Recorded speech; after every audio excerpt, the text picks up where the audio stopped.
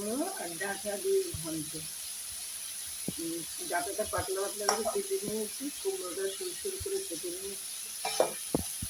জিরে আর কালো জিরে ফোড়ন দিলাম, কাঁচা লঙ্কা দিয়েছি, সামান্য একটু বাটা লঙ্কা, সামান্য, এটা একটু হালকা মিষ্টি একটু ঝাল হবে সামান্য। আর দিলাম এটা আমার মুগের আছে, মাছের মাথাটা ধুয়ে রেখে দিলাম, একটু মাথা দিয়ে দিলাম।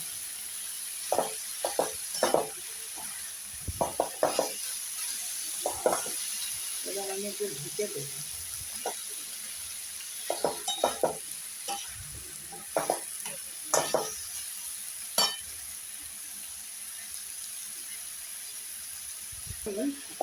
এই যে মিষ্টিটা দিয়ে দিলাম, মিষ্টি দিলাম, মিষ্টি দিলাম।